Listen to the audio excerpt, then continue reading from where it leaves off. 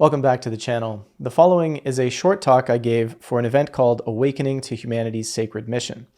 It was put together by a number of forward-thinking and cutting-edge organizations who were responding to an urgent call by philosopher of science, systems theorist and integral theorist Ervin Laszlo. I think he was seeing that there are so many global crises looming right now, and I think this is something that so many of us have our minds on and have our hearts on, and we're wondering, what do we need to do to respond to humanity's current moment? And that's what this call was really about, is bringing together deep collaboration and taking action to transform not only the individual, but society. And so many of the talks in this, including my own, were addressing this question and sort of asking, what is the sacred mission that we might feel as individuals, but also as a society right now, to respond to where we currently are at as a collective.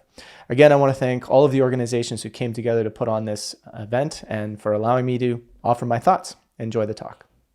Thank you for the introduction, and thank you for allowing me to present here and have the opportunity to share a bit about what I feel humanity's sacred mission is, as well as just kind of this exploration into what I think can be embraced as a call to action for people.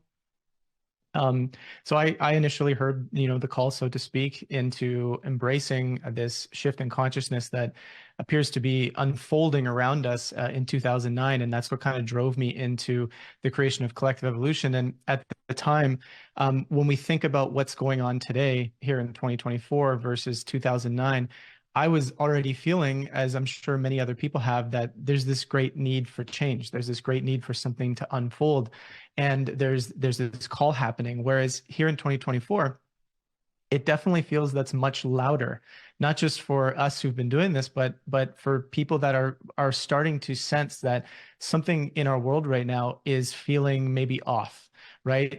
We often talk about this as a metacrisis. It's something that's unfolding in all aspects of, the human experience, whether it's the institutions, our society, our mental health, our physical health. We're looking at media breakdown. We're looking at polarization buildup. We're looking at this deep destruction of our environment, right? We're looking at a loss of meaning, a loss of purpose for a lot of people. And I think those are really, really interesting symptoms of the current ways in which we've been living our lives here on this planet for such a long time, and the worldview and the story that's been driving a lot of that. And as we arrive at this moment of metacrisis, we sense that there's this evolutionary pressure that I think everybody who's spoken so far has touched upon in some way, shape, or form, that something is driving us deeper into inquiry about what is it that we can do and how can we respond to this. And to me, that plays into the question of the sacred mission. It's, in a way, it's what is the response to the metacrisis that we're seeing happening around us? Because on one hand, it's palatable and it's easy to get caught up into the drama of it or the intensity of the emotion of it. But on the other hand, there's something emerging from it that is a sacred mission. And to me, and I think this has been mentioned a few times already, but that sacred mission is this connection back to something much deeper, much greater than ourselves, that includes our place within nature, that includes the acknowledgement of what it means to be part of this community, not just on Earth here, but perhaps even galactically, perhaps even universally, right? And I know that sometimes it's a little difficult to stretch our consciousness to those depths, but I believe that is part of what we're experiencing, is this expansion of who we are, what we're connected to, and sort of the interconnection that exists, and how that ultimately will drive the change in the way we feel, the way we experience ourselves and our world, but also the actions and decisions that we make. And so with that sort of being the sacred mission that's been driving me for a while, one of the big things that I've focused on in my work over the last few years, or I should say the last 15 years, has really been sort of this interdisciplinary play of what happens when you explore emerging consciousness and the healing arts, and sort of this aspect of embodiment with the observation of our current events, of why our society is designed the way it is, looking at from a bit of a systems lens, and kind of understanding, like, what are the interplaying factors here, and ultimately how do we then create the conditions for something new to emerge. And so we've kind of been focused on this concept that I've been calling it embodied sensemaking. And it's really this idea that when we begin to talk about and explore ideas, can we embody them? Can we bring them into ourselves as a space where it ultimately creates conditions for something new to emerge? So it's almost like we can understand the theory around conscious ideas, we can understand the theory around where we might want to go, but what if we embody that so deeply that the qualities that emerge from that is the actions that are driven by that consciousness, right? So what we've done is we've kind of looked at kind of through the somatic lens that I've been training in for the last, 4 or 5 years or so, we've been looking at how do you, sort of create the conditions in the physical body where we slow down in our modern world. We start placing our attention in various areas of our body, but we use that awareness as a way to take in our external world and ask important questions, important inquiries, right? This is where, to me, it becomes very practical, because we can be triggered by something that's happening in our world around us, or we can get into conversation with people about what some of the solutions are to the challenges that we have. And we're noticing a lot of polarization, a lot of divide. We can't get on the same page together.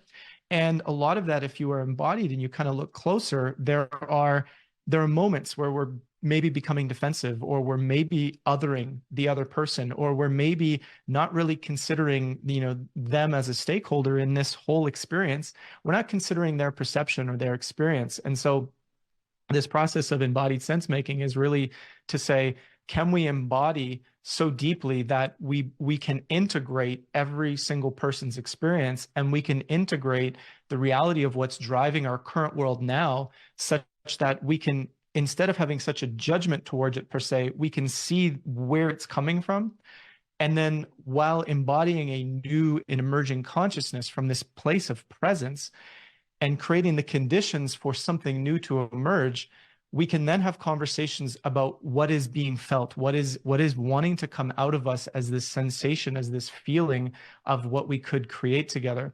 And so one of the big things for me has been this question of, okay, if that is kind of the process of embracing and creating our sacred mission here, what needs to happen on a practical level on a day-to-day basis for people to be able to kind of sense and feel into what it means to become embodied? And with our if we look at our existing system as it is today, there's so much pressure to do a lot. There's so much, I guess you could say, demand, right? We have to pay our bills. We have to do, take the kids to practice or whatever it might be, or all these different things that are going on. Plus, we're paying attention to the news and social media.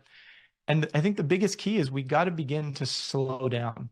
And we got to create that space within ourselves to come back to our body, to sense the subtle energies of our body, to sense something deeper, get into our hearts, right? And really do this and take this seriously as a practice, because the more we do this, the more we create the conditions in ourselves to be able to respond to the moment in a healthy way, to get some of the traumas or the ways in which we have been, let's say, changed at a deeper wiring level by our existing system. We kind of get some of that out of the way, and we allow something deeper in ourselves to emerge. And from there, the clarity of what might be our individual mission begins to emerge, right? The clarity of how to connect on a collective level begins to emerge. And I believe deep within our DNA is this understanding of how to create a world where humanity thrives. And of course, humanity is part of nature.